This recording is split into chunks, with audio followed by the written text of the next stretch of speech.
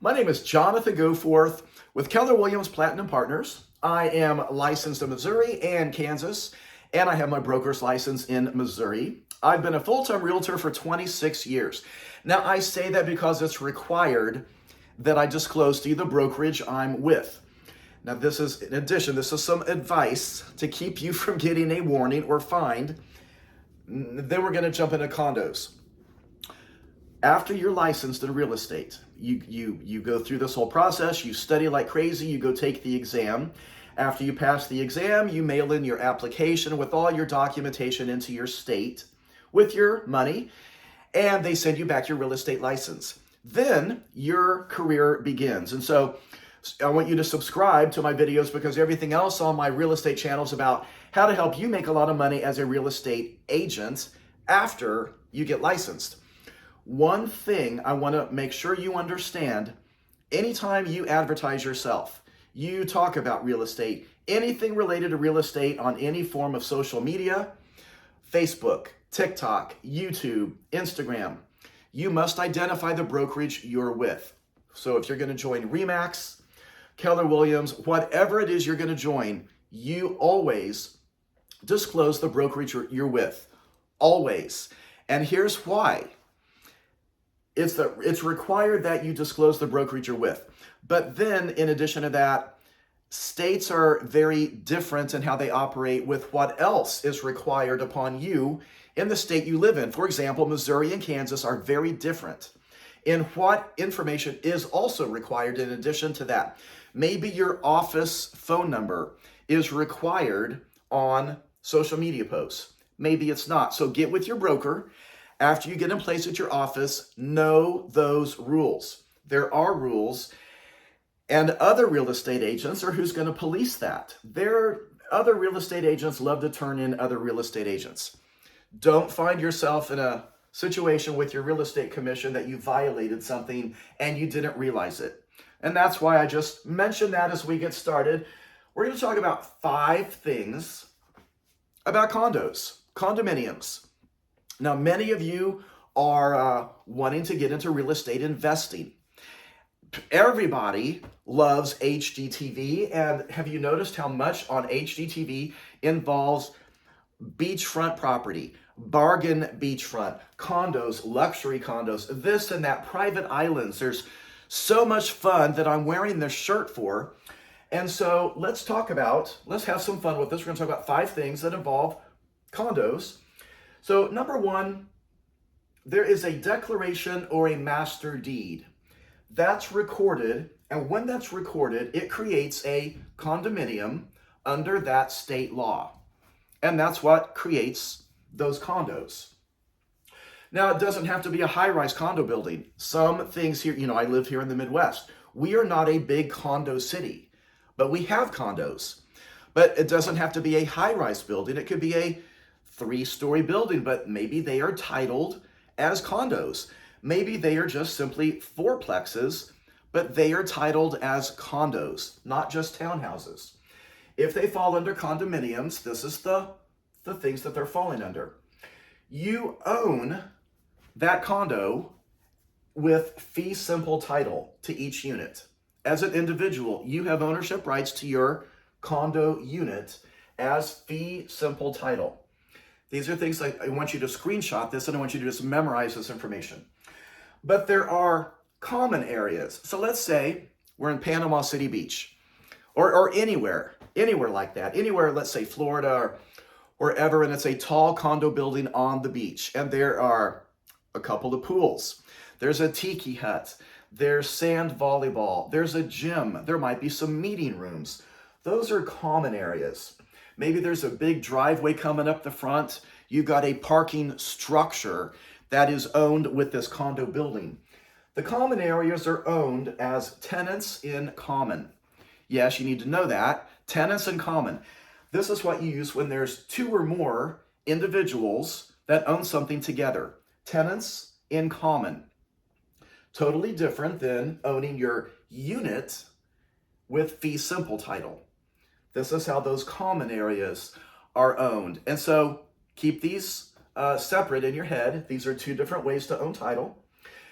Something you need to understand, because you own your condo with fee simple title, you pay your own taxes. You pay your own insurance, HOA, and your own mortgage.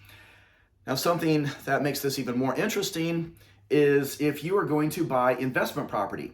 Let's say I want to buy a beach condo in wherever. Let's say Miami Beach, I want to buy a beach condo.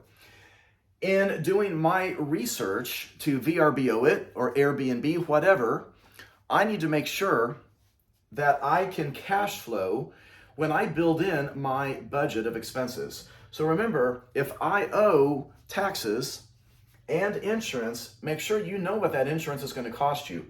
Now, because it's a master planned building, the building itself, part of your HOA fees is going to cover a insurance policy over the building itself, the exterior of the building and those common areas. But you're going to have to pay insurance on your unit in particular. So your condo unit, you pay your own insurance, and hopefully you don't need a mortgage, but if you do, make sure you build in what your mortgage is going to be costing you. So you pay these on your own. The bylaws of the condo, the bylaws show the regulations and rules governing the members. That's where the regulations and rules are. They're in the bylaws of that condo building. And then there's going to be a board of directors. So if you want to help make decisions as to everything that goes on, then you want to get yourself on the board of directors. The board of directors is responsible for the maintenance of the building. So when it comes to the trash pickup, maybe there's lawn care around the edges, some common areas where there's some landscaping. Maybe you do have a pool. There's maintenance of all this, window washing, all these things. There could be hallways inside the building. Those have to be maintained and vacuumed. Light bulbs and so many things that involve the maintenance. And who's responsible for all that maintenance? The board of directors. That's pretty much what I want to cover for condominiums. We're going to keep this simple. This is the main things that I've heard can come into play when it comes to real estate commission, making up some test questions to test you on your knowledge of condominiums. Please subscribe, because if you are wanting to buy investment property in the future, then I'm going to be doing some videos later this year on investments in real estate. The good and the bad and the ugly about all of that when it comes to real estate investing. And should you do it? Yes, you definitely should. It's the number one and best way to build long-term wealth. So you as a real estate agent should be better at that than anyone else. As soon as you get licensed, jump into that. And then I've got some great videos. So for example, I'm fortunate that I got to be listed in Forbes magazine in 2019, 20, and 2021 as one of the top market leaders in the country. And so that is all published by 5-star professionals, and I'm very excited to have that. But subscribe, because most of my other videos are about how to help you make a lot of money in real estate, to have a huge and successful real estate career. You know, my team and I, we were paid over $1 million last year. We were paid over $1 million the year before that. I've been doing this 26 years. I love being a realtor. So now let's test your knowledge of that. We kind of distracted you from condos for just a second there. Now let's see how well you retained it with a couple good test questions. A single person has bought a condominium in a 7-story building. He was told he took ownership to his condominium as fee simple title. He is now curious, how are the common elements owned? Number 1, joint tenancy. Number 2, also owned as fee simple. Number 3, they are owned by the management company. Number 4, tenants in common. Now, I'm going to read this question again. This is a big question. Let's look at this whole thing. A single person has bought a condominium in a 7-story building. He was told he took ownership to his condominium as fee simple title. He is now curious, how are the common elements owned? Now, you're going to see things like this on your real estate exam. A simple question. This is a very simple question, but they've complicated it with a lot of other stuff that has nothing to do with the question. All this question is asking, how are those common elements owned? That's it. It doesn't matter he's a single person. It doesn't matter it's a 7-story building. It doesn't matter how he took ownership as fee simple title. None of that has anything to do with this question.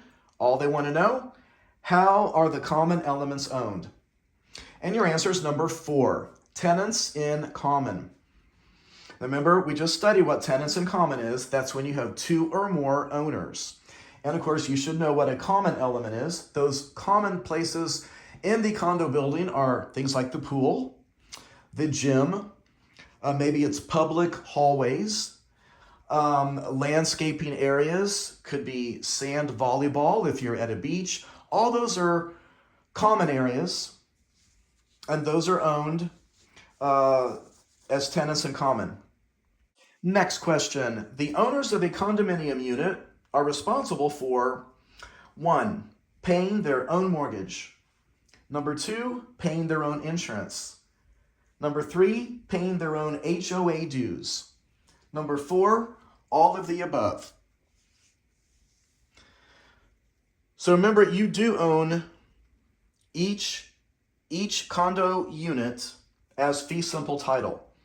And so you do pay your own mortgage. If you have a mortgage, you pay that yourself. Here's how insurance works on a condo building. There's going to be a master policy that covers the exterior. Typically, the homeowner of the condo owner, has their own insurance policy, and it's typically from the studs in.